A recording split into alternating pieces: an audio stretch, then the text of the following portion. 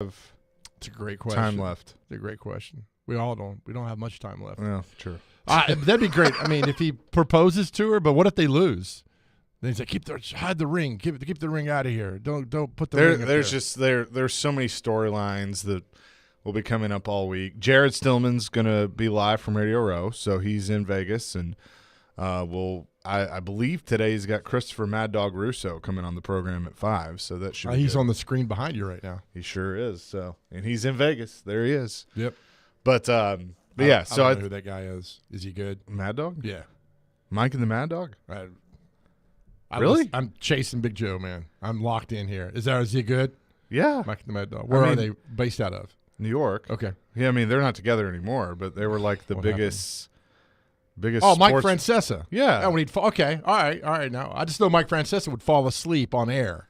Yeah. Some of the great videos of him falling asleep. You ever fallen asleep interviewing somebody? No. Not even close? When I was behind that glass? Right. A couple times maybe. But I've never come close. No. I mean, that's just. Doing mornings for a while was tough for me because I was living the mid-20-somethings life, and then I have to get up at 4 a.m. and come in and do a show. Yeah, trust me, I can attest to that too as well. Go pick Pogue up and drive him. Then one day you turn into you're an old man. You're like, the good old days. I know. For all that. Speaking of our buddy Greg Pogue, I think he's bringing somebody by tomorrow. That's what I understand, right? Your buddy, have you ever done the impression for Jeff Fisher? I have. So he's cool with it. And it was a long time ago, and we had some. But it'll probably happen tomorrow. I don't know. I don't take the focus away from if Jeff Fisher does come in tomorrow. 10:30, right? Yeah. If he comes in tomorrow. There's a lot to talk about. Yeah. Super Bowl preps. I think he's been part of 2. I mean, he's with the Bears. And he didn't play in 85, but and then of course he was kind of like he broke his ankle, entered reserve. I think he was on with he was like the pro equivalent of a GA at that point. Yes, that's a good point. Yeah. Like and then quality control. And then bounced with Buddy Ryan to the Eagles. And then went to the Rams for a year, and then in 91, I think he was like the defensive coordinator or something. Yeah. And then he came to the Oilers.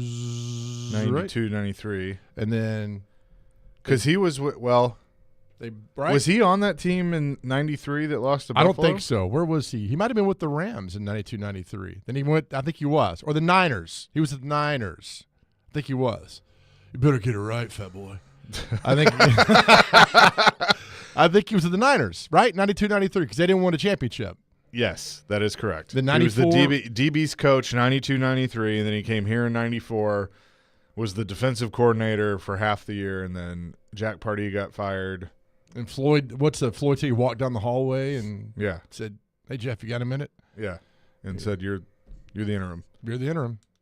Yeah, and then Floyd, has told the story that he went through the whole process and interviewed people, and it was like one day he just kind of realized that, why am I interviewing people? I have the guy.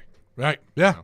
And the rest, they say, is history. Yeah, so. It became a nice love affair. So that's all the thing was like, did Fisher become the head coach in 95, the first full season, or was he interim in 94? I gave him credit for 94. Yeah, I mean, I think he won 3 games down the stretch or something like that. I mean, yeah. And then that's when they were transitioning out of the run and shoot to that's when they found Wycheck in 94, 95. Yep. And free agency had just begun, so they, had to blow everything up. And God, I love the run and shoot back then. Fantasy football wise, the run and shoot was amazing because you had Warren Moon, you had Ernest Givens, you had Haywood Jeffries, Webster Slaughter came over. Those were a lot of fun teams back then.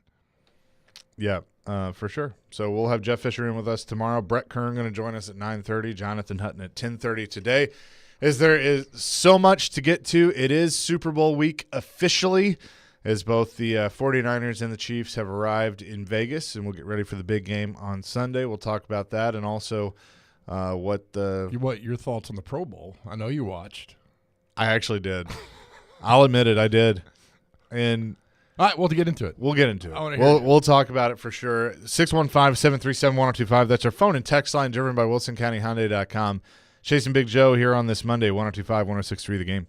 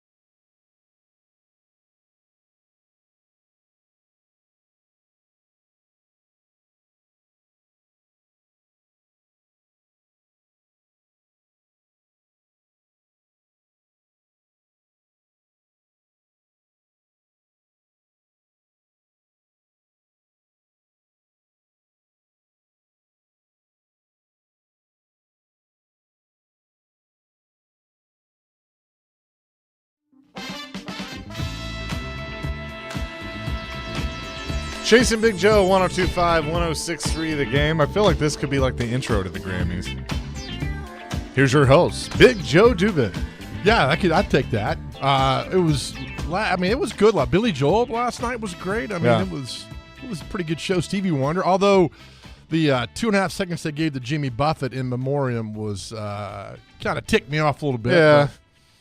The Tony Bennett part was cool. Like, they didn't really sync up very well. Right. When Stevie was trying to sing with him. Yeah. But it was still cool that they tried it and had Tony on the screen. Here's my thing, all right? I know Stevie's iconic and everybody iconic. I don't want to see you. Show me the screen of the people that have passed away, right? Yeah. Show me the people that have passed away. And don't keep cutting back to the different singers like Annie Lennox and then Stevie Wonder and a few other people. Just show me the people that passed away.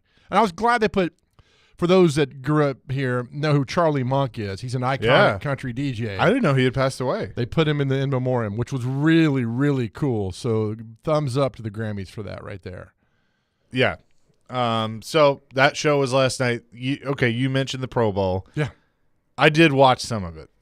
I mean, it's stupid, and I think All-Star games in general, like I watched a little bit of the NHL All-Star game too.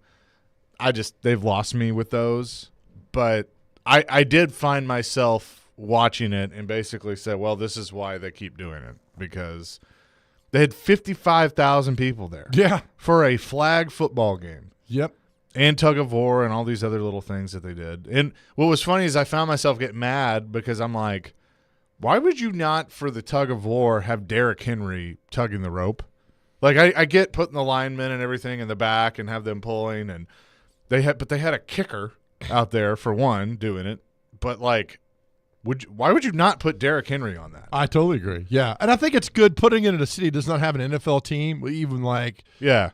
It's not bad. Don't put it. Last year was in Vegas, I think it was, and now they had. Then I enjoyed the quarterback challenge of throwing the ball.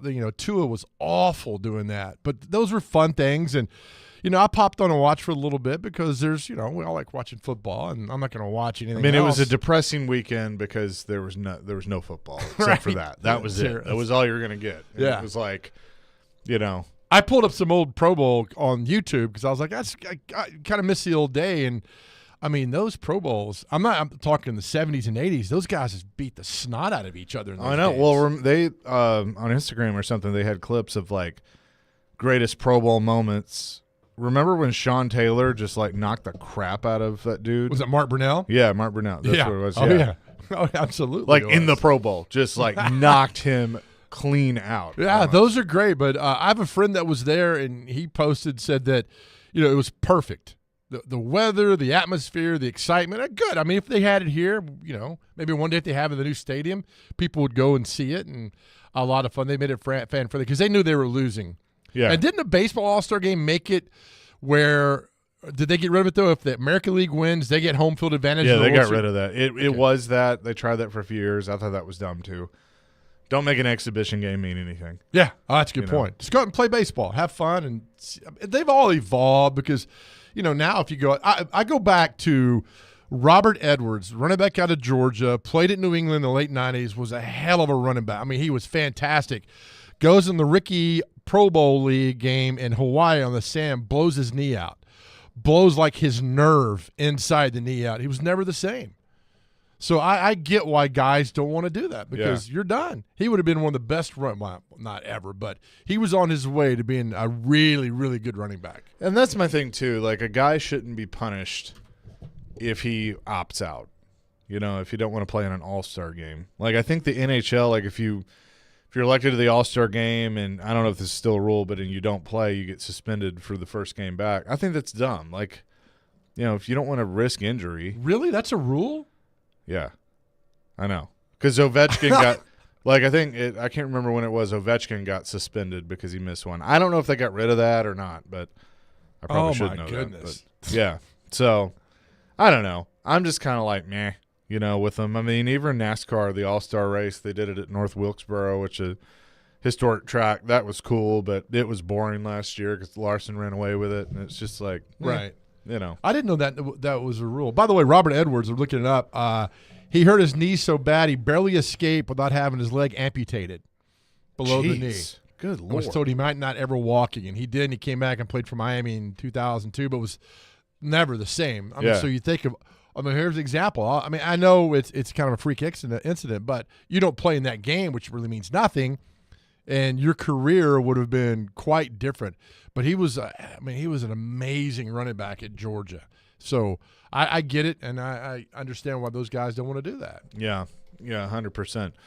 So, so Super Bowl week, Derrick Henry goes to the Pro Bowl. Obviously, he's asked quite a bit about his future and pretty much gave the same answer that he'd given all of us of, never been to free agency before, going to wait and see. Brian Callahan seems cool, yada, yada, yada. So very non-committal because that's all he can say. I mean, that's the only answer he has. So I don't but I did see that I think it was Bleacher Report or something put out like the best fits for free agents, and everybody seems to be pointing to Derrick Henry and the Ravens. Just makes so much sense, which would break everybody's heart if yet another Titan great goes to purple. Right. Here is the best landing spots for the top free agents. Kirk Cousins to the Falcons, Saquon Barkley to the Eagles, Derrick Henry to the Titans. This is from Pro Football Focus. Yeah, that's what it was. Josh Jacobs to the Titans. That'd be Austin interesting. Eckler to the Cowboys, and Tony Pollard to the Texans. Yeah. I think Cowboys let him go. They tagged him last year, I think. Yeah. I mean, I think they'd like to keep him. I'll tell you what, like the Cowboys, a 1-2 punch of Pollard and Derrick Henry would be pretty good. Oh, absolutely would be. But, if you lose Pollard, you get Eckler, okay, that's probably not terrible. And then Josh Jacobs here would be interesting. But if it's the same money as I think Derrick Henry wants to come. What if it's the same money? Like Derrick Henry. If it's the same money, I'd rather keep Derrick. Yeah, right. I mean, Josh Jacobs, I think, is a little younger, but not by much. No, not at all. And then, but this all could, domino effect. If Barkley doesn't go to the Eagles. 5 years. Jacobs 25. Okay. I didn't realize he was that young. Young guy. Yeah. He's young. So. I just think, I don't know. I mean, it's Derrick Henry to the Ravens. I mean, look, it is what it is, but could you imagine like Lamar and Derrick in that offense? No, I don't. No, I don't want to. No. I mean, you talk about like, well, who's going to take carries away from Derrick? Well, it'd be the quarterback. Right. But just have him pounded in there, man, and have Derrick just sitting there and know that he's a 12 to 14 rushes a game and big spots like that would be fantastic. I'm seeing if because for some odd reason, like the Titans and the Ravens play every year in the regular season. They do not. Yeah, I didn't think so. Play next year because of the way things shook out. But, I don't know. And there's going to be a lot of time for the free agency speculation and talk, but it's hard to believe that it's a little over a month away from all that starting. Don't they have in there like the week of tampering and all that goes on? Yeah, that's legal tampering period is I will tell you when it is because I was looking at this recently. So March before? 11th through 13th. Okay. 11th through 13th is the legal tampering period. What a great oxymoron. This drives me insane. Legal tampering. I mean, it's better than the days of at 11:01 when Albert Hainsworth, because it was Eastern time, but Central here signed with the Redskins. Yeah. I asked Floyd, I was like, so do you wish that you had a legal tampering period? And he laughed and goes, we just had the old illegal tampering period. Of course they did. Like, Floyd, none of that went on, right? Yeah, sure. Oh, of course they did. Yeah, good. That's the way it should be. That was, I mean, wasn't it Albert? Wasn't it Albert that was, yeah. Was basically like, yep. Yeah, it was. That started the rule. I think it finally got released out like 2 o'clock, and I think Jim White released it like 2:30 in the morning or 2:45 in the morning, up all night, and it finally came out that way. But, I mean, how are you going to work the details in 60 seconds, right? If you're not, I mean, it's like 60 seconds, go to them and say, here's $110 million, $55 million, whatever it was, to get that done, because that was crazy. And then it was like the next year was Van den Bosch, like I think Schwartz was knocking on Van den Bosch's door on the Governor's Club at 11:01, said, hey, we're going to sign you too right then. So it went different ways. But I think illegal tampering is a good thing now. They get it all out in the open and kind of speculate what happens. Yeah, so we will see. But it is Super Bowl week. Brett Kern, of course, was a part of that last year. We'll get his thoughts on that and some other things going on in the NFL. We'll do that here on Chase and Big Joe, 102.5, 106.3 The Game.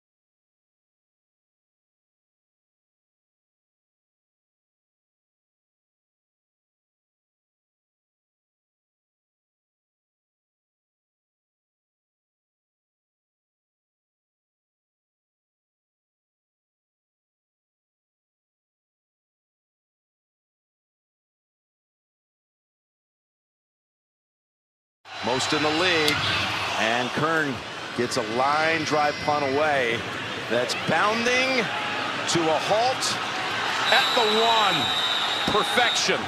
Next time you walk by me without giving me a high five, we're gonna have some problems. My fault, Brett.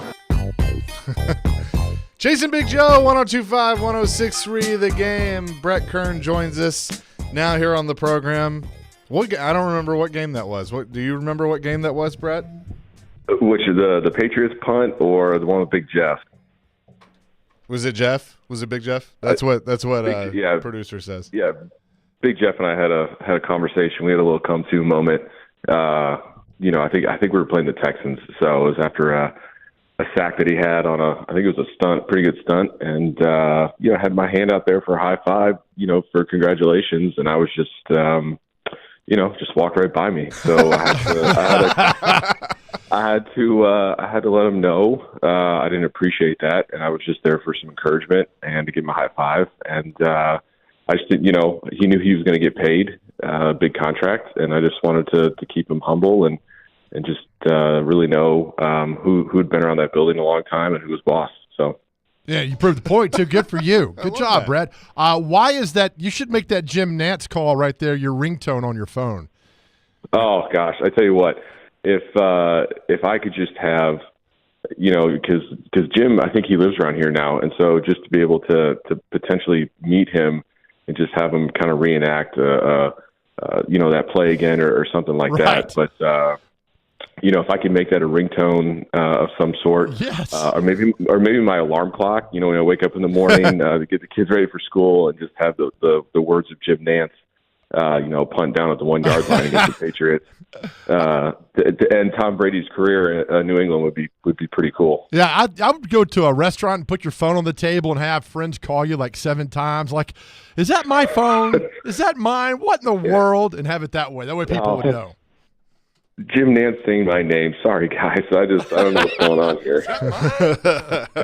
So Brian Callahan continues to build his coaching staff. And the thing that's interesting to me, and I mean, he's brought in some of these assistants like Frank Bush, Steve Jackson. They've been here before with the Titans, bringing them in. They've obviously been around the league. But when it comes to the coordinators, not a lot of experience. So you have a rookie head coach / play caller, rookie OC, rookie DC. You're bringing in Bill Callahan to coach the offensive line, who has experience. But what do you think about how he's putting this all together? Yeah, I mean, I think he's done a really good job. I think, first of all, it's awesome that, he could bring his dad in, really kind of help, with him being his first time being a head coach, right? And to have somebody like Bill, obviously your dad to come in, who's been a head coach and has been around the block and is probably one of the most well-respected position coaches, in the NFL, right? And so for him to be able to come in, to get his pops to come in, help him out and to get through this experience. And I think, the biggest thing that Brian's doing is he's hiring guys that he trusts, which is kind of a slippery slope. Like, you don't want to bring in the guys that are like the yes men that say, "Hey, I want to do this and this," right? Yes, that's great. I think you should do that. And they're constantly kind of saying yes because they're, your buddy, or they might be fearful of what happens if you say no, right? But I think it's guys that he trusts. I mean, I think Nick, if I'm correct, I think Nick and him, Holtz, the new Holtz OC, they played high school football together, right? So Yep.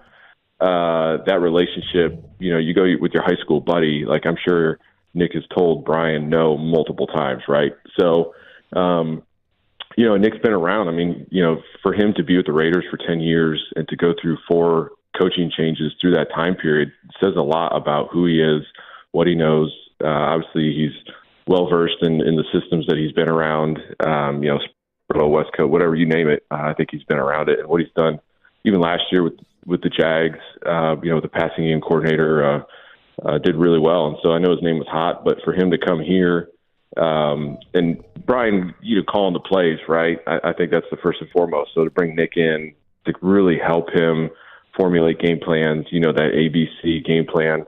And same with Denard. I mean, Denard's been around. I was in Philly with him last year. Great guy. I know the defense loved him. I was kind of sad that KB missed out, being with him when he went up there this year. But, it's a guy that's been around. He's been under guys like Bowles and Greg Williams. And so these guys have kind of paid their time. They've paid their dues to get to this spot where, hey, I'm ready to be an OC. I'm ready to be a DC. And I think it'll be a good opportunity for them, and I think it'll work out well.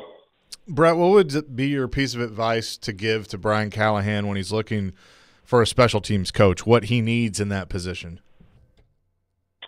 Yeah, I mean, that's, I think it kind of depends on what Brian what his philosophy is with special teams, right? Is he kind of the play it safe?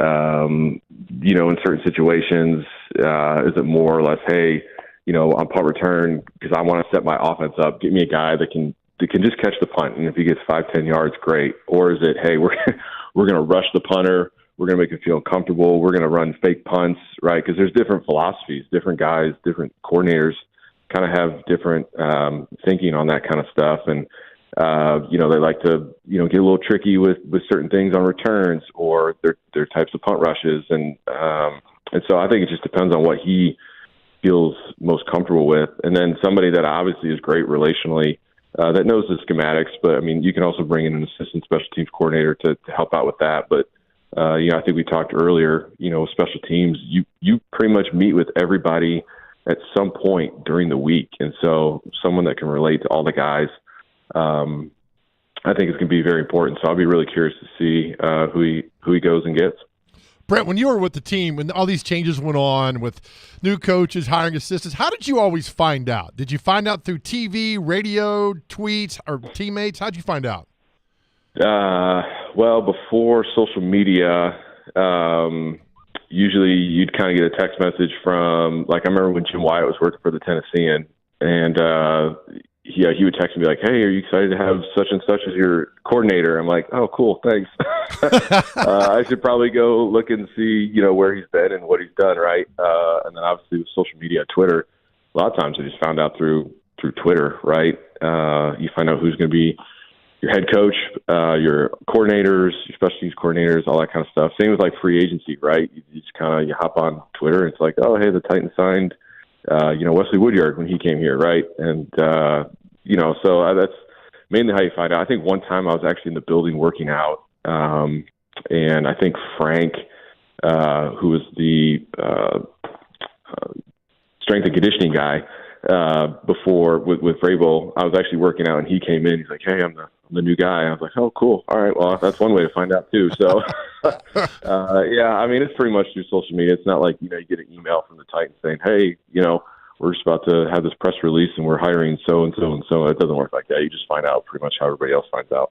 I know last year you were out there with the Super Bowl in Phoenix, all that went on. We talked a little about that last week with your adventure out there. What was the coolest part for you being around all that last week, the hype before the Super Bowl?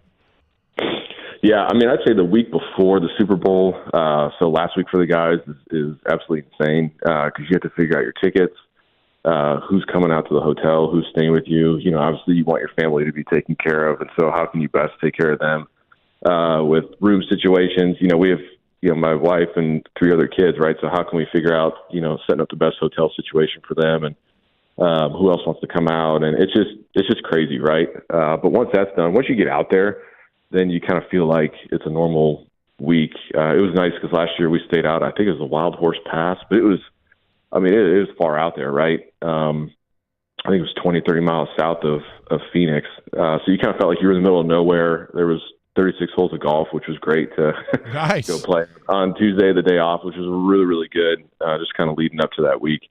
But, everything, besides like hopping on a bus to go practice at the Cardinals facility and all that kind of stuff. But you get police there's more police cars escorting you, than I think there are people actually on the bus. I mean, it's absolutely insane. And so, it's just it's a crazy week, but it feels normal for the most part. And then obviously once you get to the game, it's pretty crazy. So we're talking to Brett Kern, former Titans punter, who's here with us on the program. We saw Derrick Henry this week at the Pro Bowl, and you've been to a Pro Bowl before, but kind of different now with a flag football game and not a true game anymore. What do you think about it? And I don't know if you've had a chance to speak with Derrick at all, but I'd be curious of his thoughts. Yeah, I mean, I did watch my older son. He was interested in kind of checking it out, the flag football and all that kind of stuff. So I did. Probably the best thing that they did was they put grass over that nasty turf in that Camping World Stadium, because that turf is awful.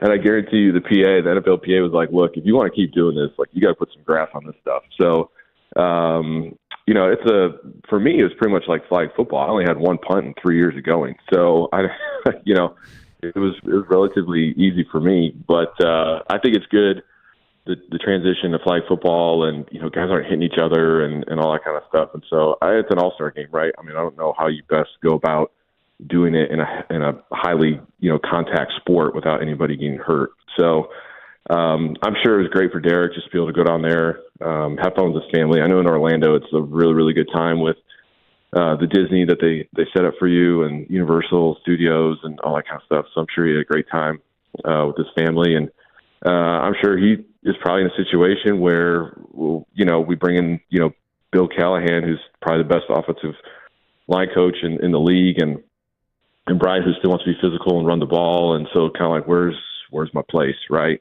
If you're bringing in another running back, I'm not sure. I know the running back class is loaded as far as free agents, Eckler and Josh Jacobs and all that stuff. Well, they're going to command a higher price, right? And really, would you rather have a Josh Jacobs or a Derrick Henry in this type of system? I don't know. That's up for Rand and Brian and Bill and all those guys to figure out. But like for me, I'd rather see 22 still in the Titans jersey, running through people and helping the team win games. So, but I know he's probably potentially anxious to maybe try free agency. But I think in his heart he probably still wants to be here. But we'll see. We'll see what happens for him. How many Pro Bowls did you get to, Brett? I did the trifecta. I did 3 in a row, which was pretty crazy. And the first year I went, I actually had a sports hernia, and so I actually punted the last 10 games of the year with a tear in my abdomen, which was it was not great. But it was the first year I made a Pro Bowl, and they were like, "Hey, you should probably get this surgery after the season." I think it was after the New England game, beat the Chiefs, and then we went to New England and lost. And I remember thinking, no, this is my first Pro Bowl. Like, I've kicked 10 games on it at this point. Like, I'm going down there. And I told Tomlin, Mike Tomlin was the head coach. I said, "Look, I got a sports hernia. I can barely get my leg above my hip." And he goes, "Dude, I got you, man. We're not going to punt. Don't worry about it." Okay. And so literally I think it was the second possession. It was like 4th and 8 on our own 30. I'm thinking, we got to punt. And I kind of start jogging out there, and Mike looks at me and he's like, "Hey, man, get off. I told you we're not punting. Get off the field." All right, here we go. Yes. I immediately took my helmet off, put my ball cap on, and, I just was a spectator the rest of the day. So it was a good experience. But it's fun. It's a fun week. It's a good little reward for kind of the end of the season. So. He followed that up with, "Brett, this is the standard, okay? The standard is the standard," from Mike Tomlin. That's right. He was great. He was great. And, Danny Smith, the special teams coordinator, he's an awesome guy. He probably chews the most bubble gum, in poundage per season. That man can chew bubble gum like no other. But, I think the second year I might have had one punt just because it was raining. It was pouring so bad, and there was maybe 10,000 people there. And then last year, I don't think I punted again. I mean, it was just a fun week, and people aren't there to see punters punt and kickers kick, right? They want to see, all the big names and all that stuff. So I was perfectly fine with sitting on the bench watching these guys play. It's like Madden. You don't punt on Madden. Hey, if you punt, that's why people always ask me, like, "Man, what do you think about your rating on Madden for punting?" I'm like, if you're using me on Madden, you got a problem. So let's just Yep. Brad, appreciate it as always, and we will get your thoughts on the Super Bowl next week. Yeah, it'll be tough. I don't know if I'll watch or not, but I guess I'll watch just so I can, talk to you guys on Monday on the radio. So well, you want to see what happens with Taylor Swift and Travis Kelce. It's okay. It's fine. Absolutely not. Please, no. Thanks as always. Have a good week. Yeah, take care. That's Brett Kern, former Titans punter, joining us here in the program, as he does every Monday at 9:30. And, yes, we're all going to get worn out with Kelce and Taylor Swift. No, we're not. Wouldn't it be a wonderful world, though, where you didn't – I mean, no offense, Brett. We love you, but no more punting. Just you got to go for it. I notice you say that when I hang up. All right, I'm not going to do that when he's on here. Mike Tomlin, like, we ain't going to punt, man. I told you, we're not punting. UFL is right around the corner. You have a new little punting format in that, I believe. Oh, what really? is? The UFL. Oh, okay. When you go for 2 and you want to get the ball back, it's like a 4th and 18 instead of, kicking to get the onside. You throw the ball, get the conversion. We've talked about this before. Some of those ideas are fantastic. The NFL's not going to adopt those because NFL will be like, well, you took that from that league, whatever league. But when the UFL becomes a farm league for the NFL, which I think it's heading that way. Sure, and that's think, an XFL rule. Yep, and I think they should adopt. do that. I mean, that's now at the point we'll get into it later, but the kickoff should just be done because it doesn't matter anymore. We'll talk more about that. And speaking of the UFL and somebody involved in the UFL, I have a little rant on that individual and what's happening. Actually, my rant is more towards you. We'll do that coming up next. What, me? No, the people. Chase and Big Joe, 102.5, 106.3 The Game.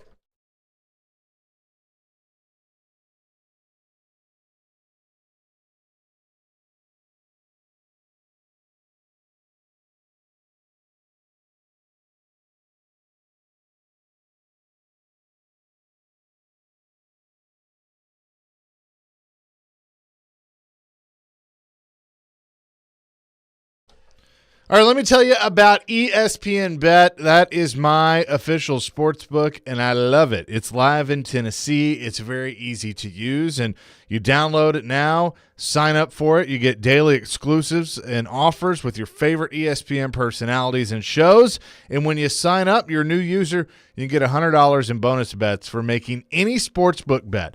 So you go bet on anything, whether it's this weekend or what have you, you'll get $100 bonus bets that you can use on anything, which is really, really cool. Find all your favorite markets and bets like in-game wagering, cross-sport parlays, teasers, and all the props you can handle, and I love a good prop. That's ESPN Bet. Download today. What a play. You must be 21 years or older and in Tennessee. For problem gambling support, call or text the Tennessee Red Line at 800-889-9789. Terms and conditions apply. See app for details.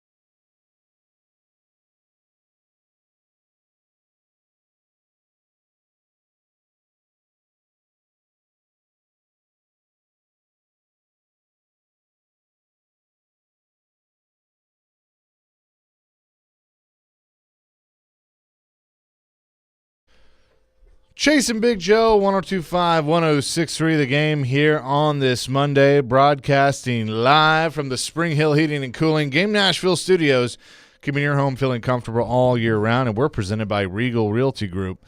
We've got some Belmont tickets to give away and a really big prize that we're going to give away in the second hour, and we're going to make you work for it, too. Ooh, what's that? Do I know yet or no? How about Def Leppard, Journey, and Steve Miller Band at Wow. Nissan Stadium? That's pretty big. But we're going to make people tell some stories as a part of Love Week, Valentine's Day. Oh, so nice. you gotta earn it. So we'll tell you more about that in the second hour. But I wanted to. I don't want to spend a lot of time on this, but I mean, we probably could get away with it because ESPN's talking about it. It's been on TMZ. I mean, it's been on all these major sports platforms, and that's wrestling.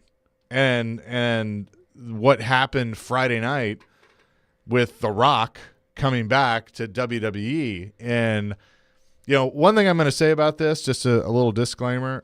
I don't. If you're in the crowd that's like, it's scripted, it's fake, then don't even respond because I don't care. Okay. Because we got it like that. You're gonna add nothing to the program if you do that. So, The Rock, Dwayne Johnson.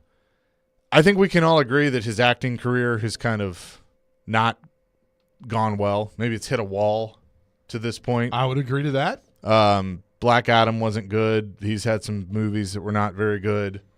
There's not a lot of buzz around the entertainment side. Not a lot of buzz. So he's been doing other things. So he bought the XFL. He's merged it with the USFL, created the UFL. Great. And you're right. I think that's going to become a development league for the NFL here soon. Well, he's also been making more appearances with WWE and gone back to what made him who he is, and that's pro wrestling. Great. Been fine. He's 50 years old, still in great shape. It's been cool to see. Okay. So for years, there has been this build and this rumor and this desire to have a match between him and Roman Reigns, who is the current Universal Champion. They had to create a separate championship just because they've billed Roman as this greatest of all time. He's been the champion for over 3 years, and nobody's beat him. And so they've been, and he and Rock are cousins in real life. Like they're on Rock's mother's side. So there's been this whole build of put them at WrestleMania, and they finally fight. Well, a few months ago, Rock teases it and says, when The Rock goes out to get dinner, should he sit at the bar? Should he get a booth, or should he sit at the head of the table? Because Roman calls himself the head of the table. So everybody goes nuts. Like, oh, it's finally happening. They're going to do it. They're going to do it. Well, in the meantime, they've been building this story of Cody Rhodes, who's the son of the late great American Dream, Dusty Rhodes. Wins the Royal Rumble last year, main events WrestleMania against Roman. He loses. It wasn't a clean finish, so it sets up, okay, there's going to be a sequel. There's going to be a rematch at some point. Well, fast forward to they've teased the whole Rock Roman thing, but then it's okay. They're not going to do it at WrestleMania. They're going to do it in Perth in Australia for Elimination Chamber, and then it's going to be Cody Roman 2 at WrestleMania. Okay, cool. He wins the Royal Rumble again. He immediately points at Roman Reigns, says, "I'm coming for you." All right, the hype train's on. Everybody's excited. Road to WrestleMania. Well, in the midst of all that, two major things happen. There's this whole lawsuit and scandal with Vince McMahon, which is just awful. I mean, true. Very terrible. Right. Brock Lesnar is now in that. So that takes Brock out of Mania because he was supposed to come back and be a part of things. He's done and being erased from history, essentially, with all this. And then CM Punk, who had returned to the company, gets hurt in the Royal Rumble, and now he's out for WrestleMania. So The Rock is now on the board for WWE. They announced that the week of the Royal Rumble. And basically the reports behind the scenes is he has power played this to make Rock Roman finally happen at Mania to save WrestleMania because of everything that has gone on. And so on SmackDown Friday, Cody walks out everybody thinks, all right, he's going to announce his intentions because the Royal Rumble winner gets to pick the champion to face at WrestleMania. And he's going to announce that he's going to face Roman Reigns. And he cuts this promo, and he basically says he's consulted a lot of people, and when he faces Roman, he doesn't want to just take his title. He wants to take everything, but he's not going to do it at WrestleMania. And one of the people he consulted knows him very well. Rock's music hits. He comes out. They do a stare down, and it basically sets up. Nobody says anything, but it basically sets up that this is what it's going to be. This feels like a Greg Schiano thing. Watching Twitter over the weekend, the fan base has gone nuts. The same fan base that wanted Rock and Roman, and I think still wants it, but they just don't want it right now. Right. Because they've set up this story. And I agree. They have set up the story for Cody Rhodes to finish the story and win the title that his father never won by facing the greatest in this generation at WrestleMania. Now The Rock has kind of bullied his way in and taken the spotlight. So I get all that.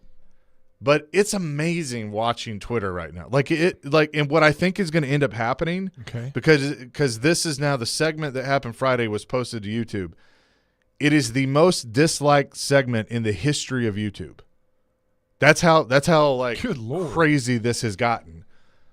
I think the fans are going to change the plans because they're realizing that there is so much backlash with this that if they go through with it as is, now everybody's kind of backpedaling, and The Rock's like, oh, you don't know the end of the story yet. We're trying to tell a story, like all this stuff. And basically Cody's like, yeah, no, I kind of got pushed out.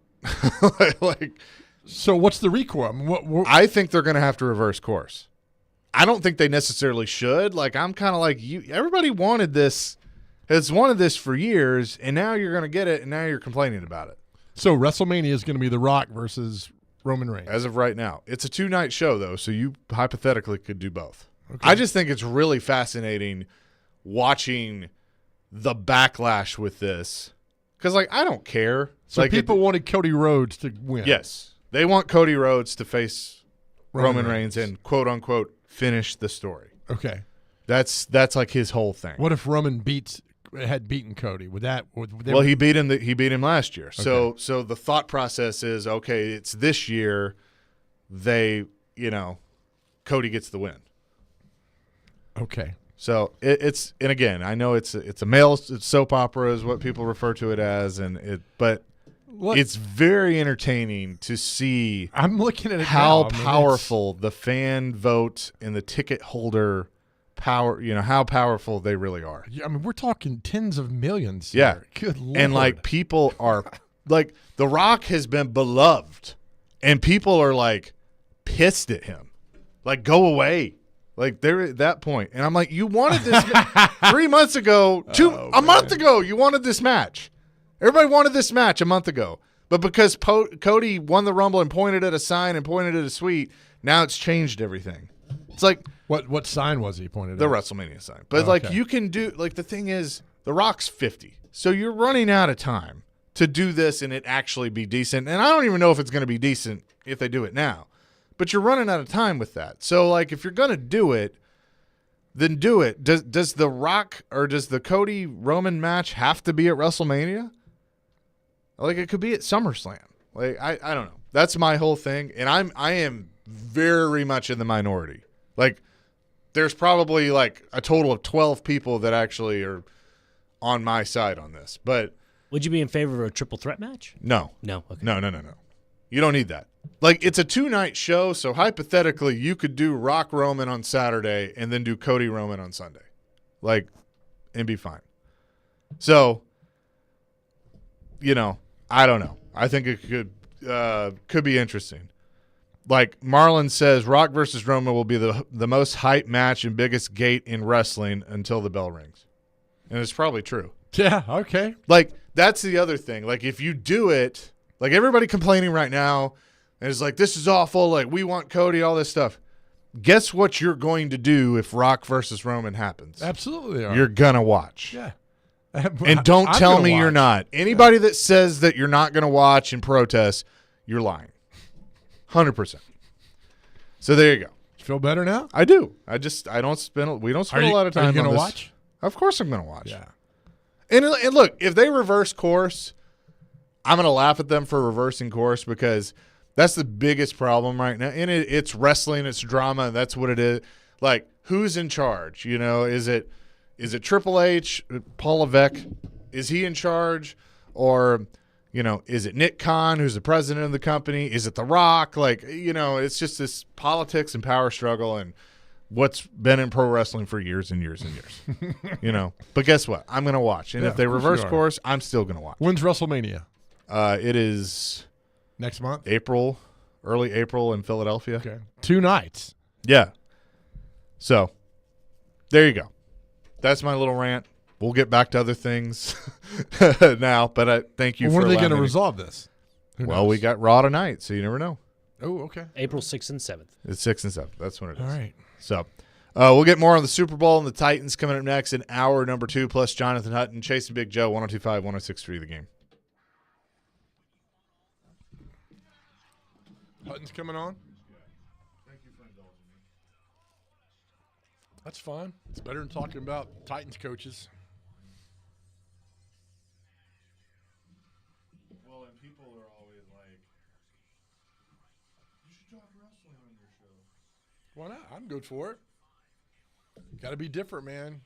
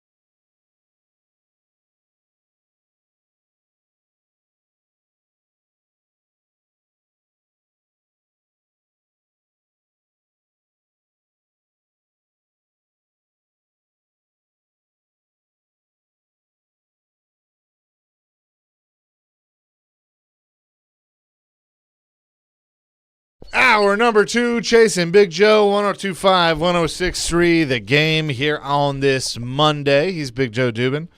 Chase McCabe with you. It finally happened this weekend to me. Oh, yeah. Congratulations, man. I was gonna see where you were gonna take that. Hey, right. the Fonz. Hey, Wow. I wasn't prepared for that. And what I mean by that is I started watching basketball. Oh, That's what it was. okay. Yeah. Same. Yeah. I went to a game. College for me. I went to an NBA game. Who'd which you go was see? fun. Bulls and Kings. So that was cool. You know, Sacramento. De'Aaron Fox, fun to watch. Had over 40 points for the Kings. He's with Sacramento. Okay, all went to right. Kentucky. DeMarcus Cousins still on that team? I don't think he's in the league anymore. Okay. Yeah. But De'Aaron Fox went to Kentucky, so. But I watched a lot of college basketball Saturday and yesterday. And it was like, okay, week before the Super Bowl, no football. This is when I get invested. Yeah, I'm with you, man. I listened to the Tennessee-Kentucky game driving. I was out of town this week, but driving back up Saturday night, listened to the game, and I thought Kentucky would run them out of Lexington. I thought they'd run them out of Rupp, but that's why I don't know anything about college basketball. And then to listen to Tennessee and Ziegler and Triple J, and then, Connect kind of being a decoy the entire game. Good for the Vols. And Rick Barnes, I think, is 11-9 versus Kentucky. 6-2 at Rupp, I think. Maybe that's the record now that he is. Something crazy. So, but again, and we talk about all the time, I keep my college basketball knowledge is in the South because I just the SEC. But I see a lot of Tennessee fans like, all right, this is great, but, and you know what the but is, right? Let's see how they do in March. Exactly. Give me to March. I'm the same way, man. I mean, I was listening to Robbie and Rexrow discuss this earlier about, if you're Vanderbilt, you would love to have Rick Barnes. Well, yeah, of course you would. And I texted in and I said, as a Vanderbilt fan, you give me that resume and you give me the results that he's had at Tennessee compared to what it's been like the last really almost decade with Vanderbilt, sign me up all day, because the expectations aren't Final Fours, right? And haven't been for a while. Correct. Now maybe they could get there. Like, there were times with Kevin Stallings with some of the teams and the talent that he had that it's like, hey, they should be getting a lot further than they are, and that's why Stallings got let go, because it got to a point where the expectations changed. But yeah, if you're dominating the regular season and you're qualifying for the tournament every year and all of that, great. But with Tennessee and with some of the talent that they've gotten and he's been able to recruit, to not get past the first round or the second round is unacceptable. It is. I mean, the teams that he's had there should be at the very least Sweet 16, but I almost think Elite 8. And he should have had some Final Fours in there. Think about this, though. Tennessee's never been to a Final Four. No. And that, to me, it's with one of the hardest talent, things to get into in sports. With the talent and what they've done in the regular season under Rick Barnes, to me, that's unacceptable. Like this year, this should be a Final Four team. So you're the fifth-ranked team in the country right now. FAU last year, who ended up going to the final game. Yeah. I get it. Was it Purdue? One of those years they lost? The old nurse. Didn't they lose to Loyola Chicago? Yeah, with the old nurse. Yeah. Peggy, whatever her name is. Peggy. Aunt Peg or something. I don't remember her. She was on there. What, are you talking about Sister Jean? Sister Jean. That's it. Peggy. I thought it was Aunt Peggy. I don't know. I had an Aunt Peggy, but I mean, come on now. Sister Jean. Sister Jean. Is she still with us? I believe so, Okay, yes. good. Yeah. Aunt Peggy. Was that 21 or 22? Well, 22 was Michigan. It was 21. A little earlier. No. It was pre-COVID. Sure about that? Yeah. Because 19 was Purdue. 20, there wasn't a game. I think it was 18. Sister Jean, 18? I think Sister Jean might have been 21. Oh, we'll get there. Dr. Crane's looking. He's looking it up right now. You look it up. But, yeah, no, I agree with you. I mean, so just to think, but to say that, they should get to Final Four, but that's not easy to do. I know you look at Duke's been and Carolina and Kentucky been 15, 18, 20. In Kansas, I get all that, and there's a reason they get there, but you've never been to one Final Four, man, and that's just something within itself. That's just hard to get. The Vanderbilt's never been to one and either. And I know you can make the argument of like, well, what they've done with Rick Barnes, they haven't had that kind of success since, ever, really. But, Pearl, got him to what, the Sweet 16 or Konzo got him to the Elite Eight, but that was kind of with Pearl's teams. Did he get him to the Elite Eight? I know Bruce got him to the Elite Eight because they lost to Ohio State in 2010 up in St. Louis because I was there. 2018, by the way, Sister Jean. 2018, Sister Jean? Yeah. Who lost at 21 then? I'll look it up for you, Joe. Thanks, buddy. Bruce didn't get him to the Elite Eight. Yeah, 2000. I was there. Okay, so he did. In St. Right. Louis. And then Konzo got him to the Elite Eight. I guess he did. I don't remember that. I don't know. He was only, I think. Konzo was there 12, 13, 14. Konzo shocked people like one year, and got him further than people thought they would. I know. They went to it was like what year was that? And then the Pug came in for 1 year. No, the Pug was after Bruce. No, Right. the Pug was after Konzo. Okay. Only 1 year. See, this is what it all runs together. Yeah. Tyndall was there Tyndall for 1 Pug, yeah. Yeah. He looked just like a pug. Yeah. And then they ran him off, and they got lucky getting Rick Barnes. Yeah. Who came in there, and Well, because everybody wanted Bruce back. Yep. At that point. Yeah. They did. Okay. So, but my point is they've had success that they've never had, but at the same time with Rick Barnes' resume and with the talent that they brought in, they've underachieved in the tournament in my mind. yeah, absolutely they have. So so now, I mean, my whole thing is you get to the Elite Eight this year, it's a disappointment, but okay. Like, it's a hard tournament to win. I give you that. But I think this is a Final Four caliber team. Oh, I totally agree with Like you. watching some of the they're better than Kentucky. They just proved that in Rupp. They did. But and they're having another conversation. Like, has Cal run its course? Which I think that conversation's been there for a couple of years. He's been there 15 years. Yeah.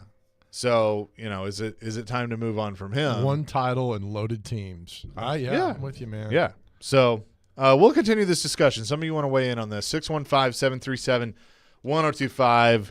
Where are you at with the Vols and Rick Barnes right now after the win over Kentucky this weekend? You can weigh in on our phone line driven by WilsonCountyHonda.com. It's Jason Big Joe, 1025-1063 The Game.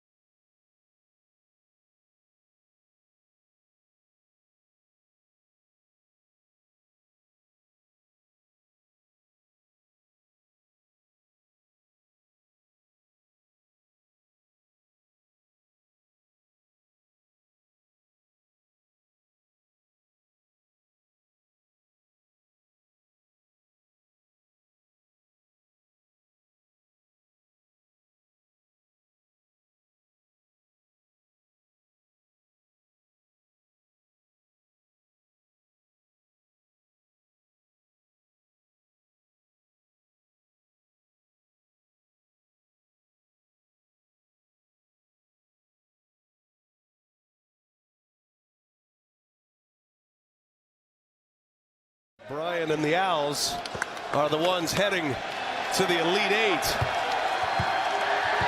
That is the ball game. The Owls alive and well. Chasing Big Joe, 102.5, 106.3. The game. We'll have Def Leppard tickets with Journey and Steve Miller Band coming up in just a little bit. We'll tell you how you can win that. But talking Vols hoops right now. Yeah, so 2010 was the last time they went to the Elite Eight. Konzo, I was right. Konzo got them to the Sweet 16, not Elite Eight. Yeah, that's right. Keith, thanks for the text. Tennessee's 7-1 versus Kentucky when Kentucky's in the top 10. Oh, wow. That's a pretty good list after. Thank you, Keith, for listening there as well. Yeah, 2010 was the Elite Eight, and that was in St. Louis. And then Konzo did 2014. Then he's like, see y'all. And then left for California. Was that correct? Yeah, went to Cal. Yes. And then the Pug took over. And then the Pug lasted a year, which was – Pug did beat Vandy over at Memorial Gym, though. I remember that. Yep. And then Rick Barnes came in, and they've had some – So they've gone to the Sweet 16. That's it with Rick Barnes, including last year where they lost to FAU. Last year hurt. If I'm a Tennessee basketball fan, last year you're better than FAU. Yeah, when you beat Duke, you had the path. Yeah, like I don't want to hear what FAU did after they beat you. Like you're still better than them. And I know losing Ziegler hurt. I understand all that, but that's how good teams can overcome a lot of things like that go on. But if he's there, do they beat FAU? Probably, and that's the thing that. Just those injuries can devastate a program, devastate a team. But I was saying now, I mean, it was fun to listen to the game and hearing, James and Ziegler do their thing. And you watch Connect, who's just a pure shooter for when's the last pure shooter they had in Knoxville? Was it Chris Lofton 20 years ago, 18 years ago? Dyron Nix, my all-time favorite college basketball player back in the day. Tony White, back old school going back then, but I was trying to think, remember who they had on there. Who that? Tobias Harris was there for 1 year. Yeah. And then left after Pearl's year. Let's see. That 09-10 team that we were just talking about. Trying to think who. Who's the guy that got kicked off? Wayne Chisholm was a good center. He was on there. Who's the guy from Giles County that got kicked off the team for the gun charge? Oh, I don't remember. Oh, man, he was on the team. Remember they suspended like 4 of them. They beat Kansas on that Sunday in Knoxville. Yeah. 2010. Cameron Tatum was pretty good. He was on that team. Uh-huh. Josh Bone.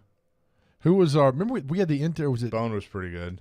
Prince? JP Prince? JP Prince, yeah. His sister was an intern. Oh, yeah. For a little while here. Yeah, she was great. Wasn't that the barbecue? That was Aaron somebody. Tyler Smith is the gun charge. Tyler Smith. Yes, sir. Thank you, Dr. Crane. Yeah. And then Bruce. Jerome Mayman.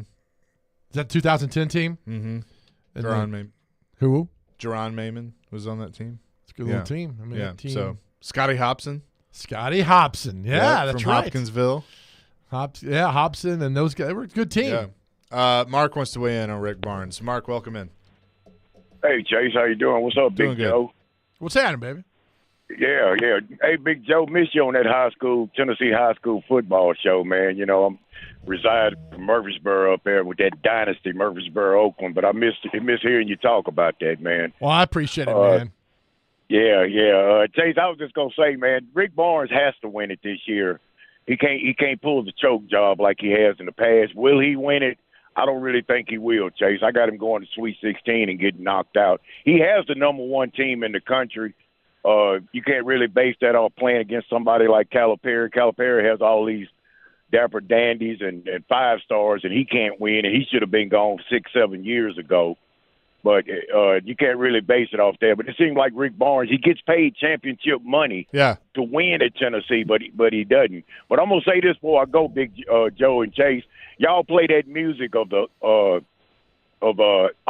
Animal and Hulk, the Road Wars. Y'all need to dress up, get in WrestleMania, let me manage y'all. Big Joe, you could be Animal, and Chase, you could be Hulk. I'm 100% Hulk.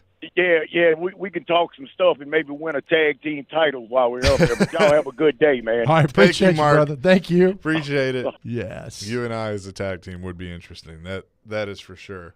We get it done. Okay, phone call. Here's the thing on Mark's point, like you got to win it all. it's a hard title to win. So I'm not going to say, like, if they get to the Final Four and they lose and don't win the championship, like, I will call that a success. Yes, you're disappointed because you didn't win, but I would say that that's where they should be. But, like, because I think, I was talking to Ryan about this yesterday. We're watching Purdue. This has to be Purdue's year. Like, if Purdue doesn't win it this year, I don't think they're ever going to win it. And, I mean, they're one of the best teams in the country. They're second-ranked team in the country right now. UConn's number one. UConn's really good. When's the last time Purdue went to a Final Four? Was it 1980, I think, maybe? Yeah, I mean, they're coming off last year where they lost to a 16, which is in the last time that happened, Virginia lost to a 16 seed, and what they do the next year? They won. Then they lost in 22 to that team out of St. Joe or whatever it was. But it didn't matter. They had it at that point. Yeah, 1980, Joe. 1980. Oh, okay. So, I mean, there are a lot of teams that can have that claim that, they got to do it this year. Right. Purdue's up there, UConn's back, and UConn's a blue blood. They are. So Carolina, Carolina's really good this year after they didn't even make the tournament last year. Vols basketball has resonated this morning. Yes, it has. Let's go to Keith. Keith wants to weigh in. What's up? Hey, guys. Hey, Joe. What's up, Keith? All right. Hey, I want to talk a little bit about UT. I heard you guys talk about Dalton Knecht. Did you know that he did not make all conference last year? In his conference, he was second team. I did not. I had Northern Colorado, is that where he was? That's right. So interesting. But the thing about him, and I think UT is flawed, and I'm a UT fan, is Knecht can score at all three levels, right? So he can shoot on the perimeter, he can drive to the basket, create his own shot. He's got a post-up game. He's good with both hands around the rim. I mean, he's really just a pure scorer that unlike really anybody they've had, I think, since maybe Allen Houston, and then you kind of go back to Bernard King. So really a unique skill set offensively.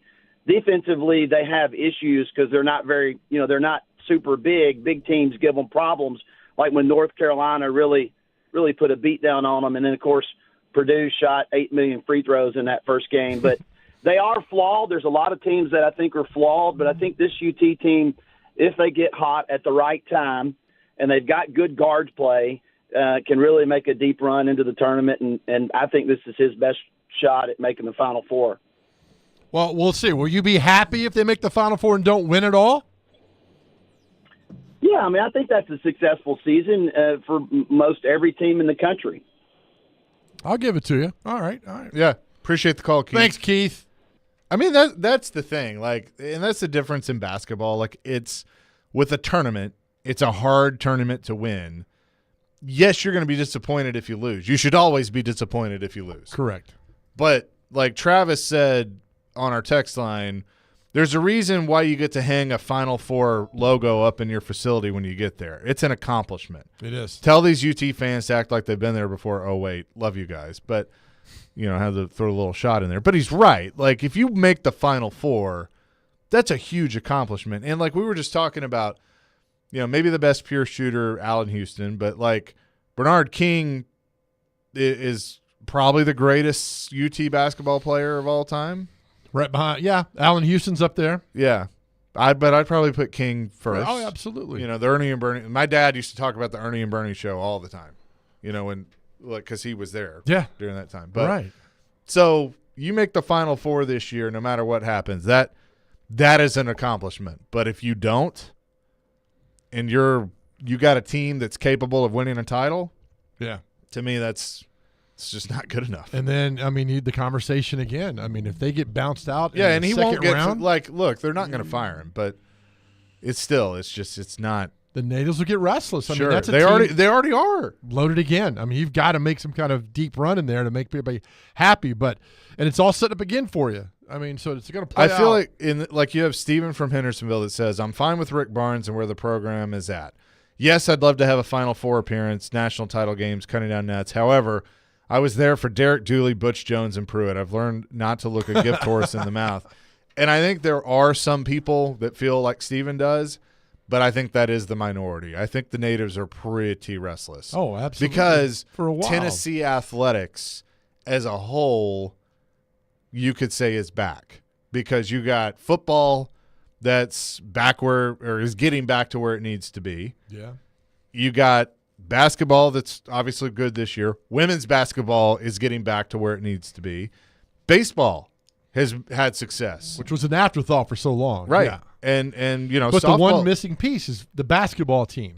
Correct. The men's basketball team. Yep. Yes. And like softball has always been, you know, a powerhouse. So Tennessee athletics as a whole is getting back to where it needs to be. And so people look at basketball and go, okay, you got to pull your weight too. Yeah, that's a good point. We'll ask Hutton about it for sure, because it was a big win over the weekend for the Vols, plus the Super Bowl and much, much more. That's coming up next. Chase and Big Joe, 102.5, 106.3. The game. Before we go to the break, though, caller number 3 at 615-737-1025 will win a 4-pack of tickets to see Belmont men's basketball take on Murray State at the Curb Event Center this Wednesday, February 7th. That's a 4-pack to see Belmont and Murray State. Caller 3, 615-737-1025. Jonathan Hutton next, 102.5, 106.3 The Game.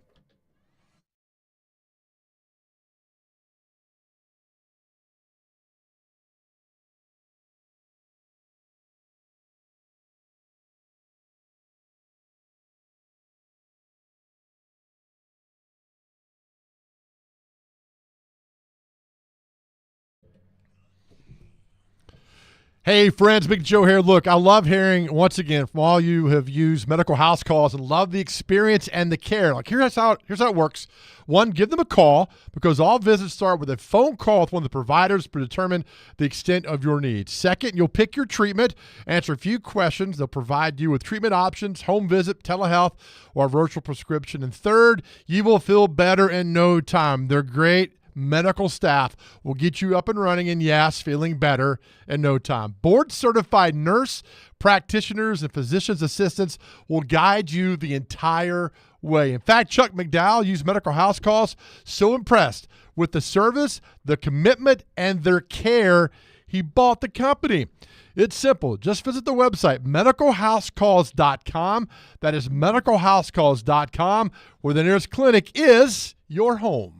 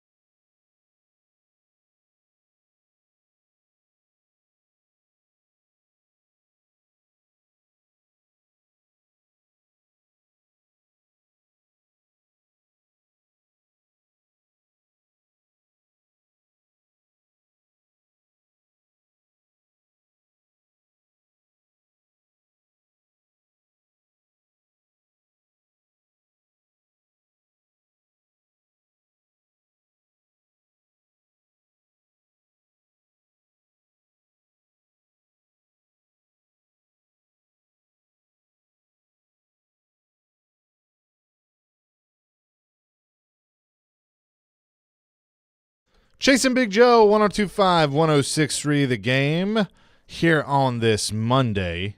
Hope you're having a great start to your day. Let's say hello to our man Jonathan Hutton from Outkick. Hut, what's up? How are you? Good morning, guys. Hope things are well this Monday. Yeah, doing fantastic. We'll get into the Super Bowl and the Titans in a second, but we've been having a really good discussion this morning, and our listeners have weighed in on this about where Tennessee basketball is right now. Big win over the weekend over Kentucky, 5th-ranked team in the country. And whenever they start to have this regular season success, of course, everybody goes, all right, Rick Barnes, the tournament, Sure. Sweet 16s as far as they've gotten since he has been there. And to me, it really is Final Four or bust because I know, look, it's a tough tournament to win. There's a lot of talent in this year. Especially now. I mean, you got Purdue, you got UConn, UNC, Duke is the 7th-ranked team in the country. But I think the pressure is mounting that they have got to do something, especially with the talent that they have on this team. Well, they have a very solid team. Final Four or bust meaning what, Chase? Meaning Rick Barnes has got to GTFO? No, they're not going to fire him. And I know that, but it's I'm saying from your perspective, like, believe it when you see it after this? Yeah. I mean, and okay. I have been with him. I've been very tough on him because it's like you have a resume, you bring in the talent. You gotta do more than get knocked out in the first or second round or the Sweet 16 by a Cinderella FAU. They have a team that can make that run. They also are a lot like many teams right now across college basketball where I think the transfer portal is what it is for college football. It's insane. For college basketball, I think it's improved the tournament, and I think we've seen the last year, and then it carried over to this regular season where it's hard for a team to just stay on a stretch run at the top of the standings right now on the rankings. Look, Tennessee can defend. Meshack is awesome at that. They have the ability to create shots with some shot makers. Connect has got to be that guy throughout this tournament. They can win in different ways, but I think a lot of teams can do that. And I'm kind of already there, quite honestly. With you, you said for Final Four or bust. I mean, I'm just kind of expecting a Sweet 16 run, and then you kind of toss it up to what it is and see what happens. And that's a lot of teams currently. I will say, though, they absolutely have the talent to make that run. And, I think you could nitpick a few things in years past, not this year. But, the SEC is quality. I mean, look at the ACC right now. The ACC, according to Lunardi, has 3 teams in the NCAA tournament. Woo. That is nuts. That's what the SEC was a decade ago. And right. And Rick Barnes is a part of the reason why the SEC is where it is right now because of the ultimatum that Sankey had to the athletic directors and chancellors saying, hey, we're going to improve our basketball league, period. You're not going to complain about it. We're just going to do it. And they did it. So, it's not fool's gold, but I do kind of expect there to be a letdown. But here's the thing. You mentioned the Cinderella FAU team. There's a reason why Florida Atlantic went on that run, kept their coach, and still believes that they can just run it back. Like, and I'm just using it as an example, but if any team now that's like from a 10 seed up is feeling that way, and the upset now for a 15 or 16 seed is like, oh, well, we've seen that before. I think it's a really, really solid college basketball group of teams, and I think the tournament's going to be epic. I think it's a different dynamic, Jonathan, if the Vols go in as a 1 seed and don't get past the Sweet 16. Right now, though, they are in UConn's bracket in bracketology, I believe. Right, so is it 2? I understand, Joe, what you're saying, but like the 2 seed could end up being more difficult, but perceived an easier path based on who they're playing. And then the 1 seed as the 4, that would be the 4, I guess, the 4th 1 seed. I don't know where they'd be. They'd be, out of market, tough to travel to, all that stuff would be my assumption. Right. 1, 2, 3 seed, whatever it is. I understand what you guys are saying. It's time for them to make that run. And this is the team with just an outstanding player in Connect that can get them there. But if they make that run, it's going to be a great storyline for Rick Barnes, but it's more about the player, right? if they lose out in the first two games, first two rounds, it's about Rick Barnes. And I don't know which is more fair or unfair, considering what Barnes would have accomplished in the earlier scenario. I agree. Talking to Jonathan Hutton. Hutton, of course, Super Bowl week and the hype starts. To you, what's the biggest storyline in this Super Bowl? Patrick Mahomes. Other than Travis Kelce and Taylor Swift, Joe. Patrick Mahomes and what he can accomplish within the first 6 years as a starter. A win, he would tie Tom Brady for the same amount of Super Bowl victories. He's been to one more playoff and one more AFC championship game than Brady had at this point. And their win-loss record is nearly identical right now. Mahomes has played in 3 more playoff games than Brady has to this point in Brady's first 6 years as a starter. It's remarkable how neck and neck they are. And, if we were starting to rank the greatest quarterbacks of all time, maybe you have Mahomes, number 3, 4, or 5, but a win puts him at number 2 and maybe right there neck and neck with Brady, because Brady had 3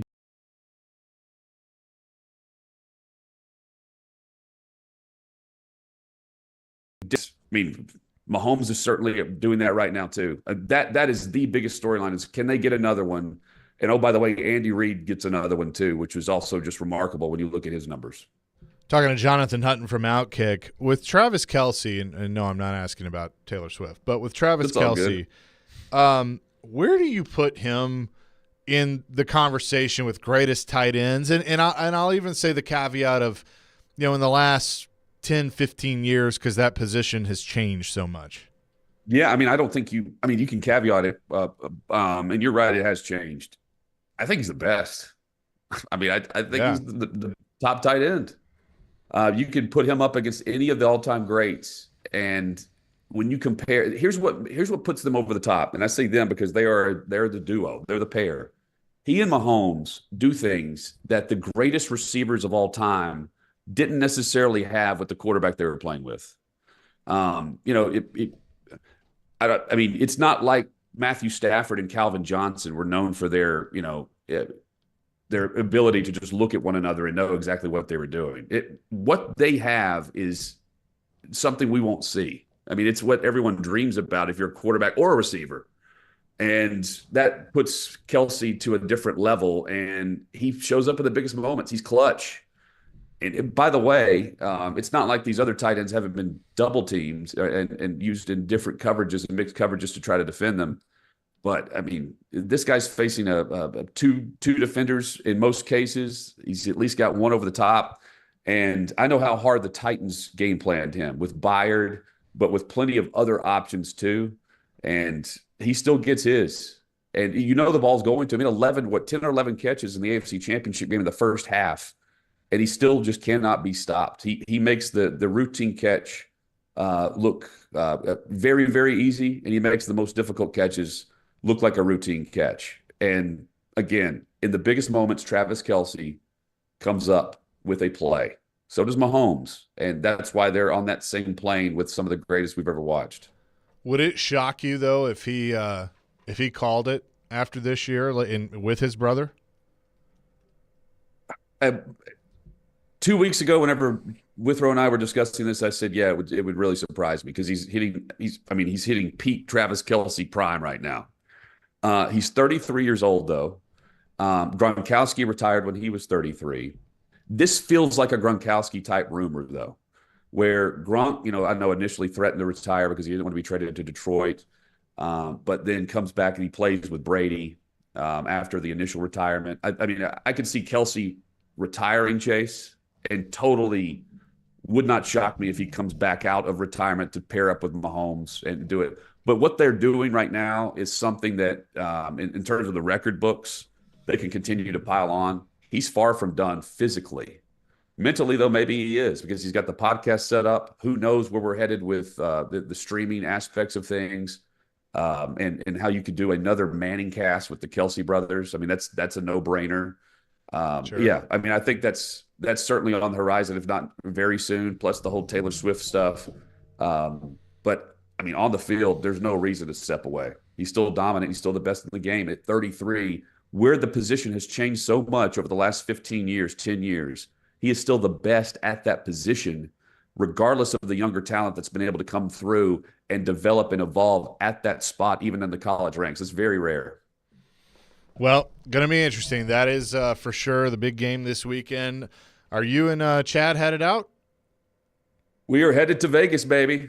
Very nice. We got the Wolf Pack ready to go. Me and Chad and Clay can't wait to get out there. We leave tomorrow, and we will be out there throughout the week. And yeah, let's just say I hope to survive the week in Vegas. Well, I need the Wolf Pack to watch out for the Cub that's been sent out there by himself and Stillman. So just make sure that. Oh, Stilly, is he already out there? Stilly's already out there, so he'll be there this afternoon. Of course he is. Oh, cool. Yeah. And I saw the setup on Radio Row for you guys. It's a very, very solid spot, not too far from us. So we'll be sure to throw something at him. Yeah, very, very cool. Hey, thanks as always. We'll talk next week. Yeah, thank you guys. Always enjoy this. Have a great week. You too. That is Jonathan Hutton from Outkick joining us here on the program. Coming up next, we'll tell you what day it is, celebrity birthdays. And as we head to the break, and this is going to be an ongoing thing this week, to give away Def Leppard and Journey and Steve Miller Band tickets at Nissan Stadium in honor of Love Week.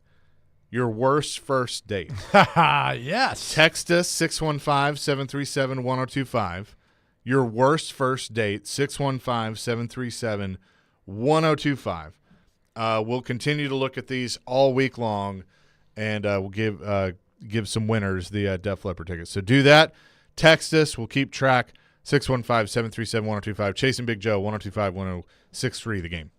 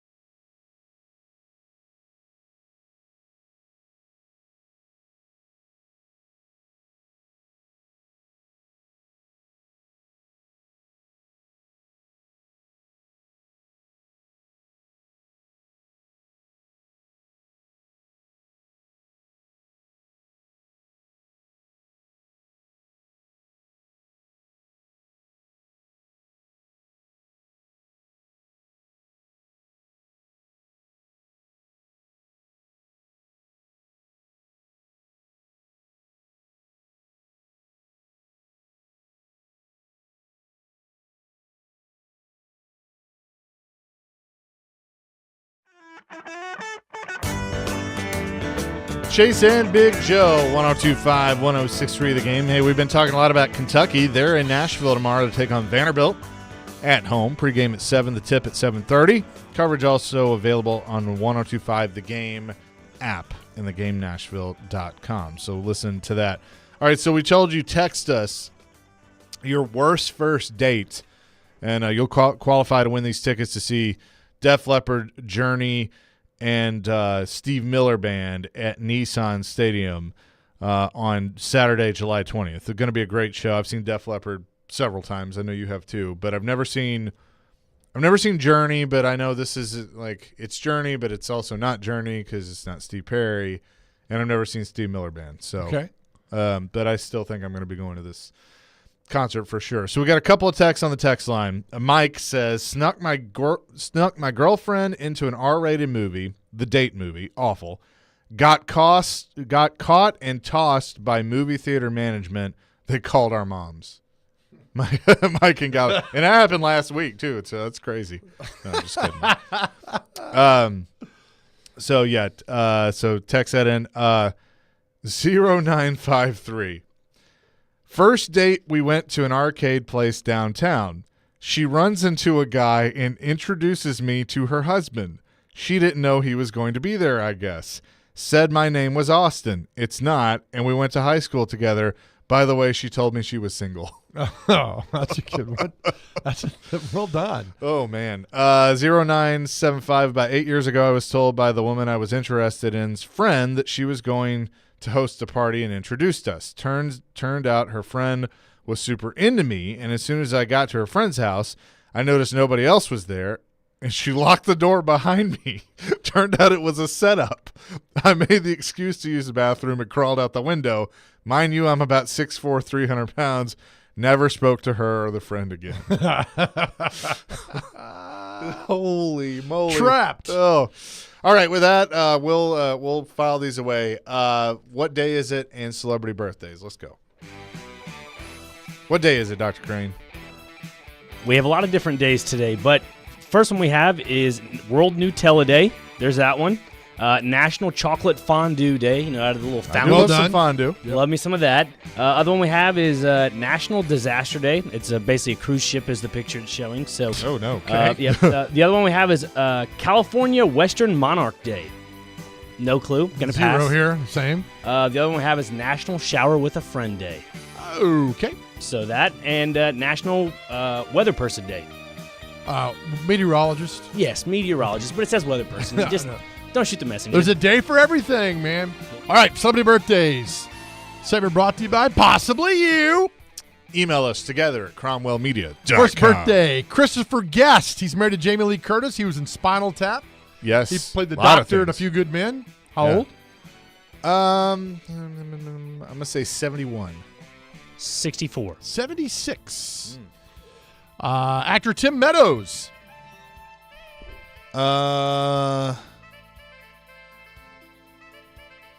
68. 74. 63. Actress Jennifer Jason Leigh. God, she was in Fast Times at Ridgemont High. 69. 77. 62. Getting there. At least I was in the right decade. One of the best characters in SNL performers, Chris Parnell. He's from Memphis, too. Chris Parnell. 48. 55. 57. Nice. Good job, Dr. Crane. Bobby Brown. The great Bobby Brown. Well, at least back in the day. I don't know if I'd go that far. Back in the day with New Edition. Yeah. Bobby Brown, 64. 69. 55. No. Woo. Sorry, Bobby. That's all right, then. You guys are way off on that one. Let's go down a few more here. I don't know who that guy is. Let's see your former Dallas Cowboys quarterback, Roger Staubach. Oh, yes. 77. Oh, boy. I better get this right. Sorry, Dad. 83. 82, Dr. Crane. Wow, nice. You got 2-0 there. Actress Barbara Hershey. She was in Beaches. Excuse you. I don't know who that is. 72. Her name is Barbara. Yes. 74. 76. Dr. Crane, 3-0. I see what you did there. Slowly dismantling. Sometimes Mr. That K. was people have good, certain actually. names. I see what you did. You profiled a little bit, but that okay. I see what you did there. There you go. Bass player Duff McKagan of Guns N' Roses. 58. Oh, boy. 62. 60. That's a push. You guys do pushes all the time. Last one here real quick. Country singer Sarah Evans. Suds are in the bucket. Used to be married to Jay Barker. I don't Yeah. know what's going on there, though. She is 46. 52. 53. Dr. Crane wins Jeez. 4-0. Thank you. Well done, Dr. Crane. Well done. Thank you. Good job. I got a good sleep last night. I did wake up, though, at an early time around 3:30. Don't know why. That's when I but woke up to fly back in. How So about there you that? go. Could have Good times. texted me and said, hey, what you doing for breakfast? But you know. I could have. Bet he didn't. But he didn't. Hey, as we leave all of our show every day, to our guys out there, if you're struggling to talk to somebody, call 988 on your cell phone. Reach out, talk to somebody. Just let you guys know that you are tremendously loved and our world is a better place because you are here. Please know that. Amen to that. Peace, love, rock and roll. And coming up next is Caroline, Willie, and D-Mace. We're back at it tomorrow at 9, 102.5, 106.3, The Game.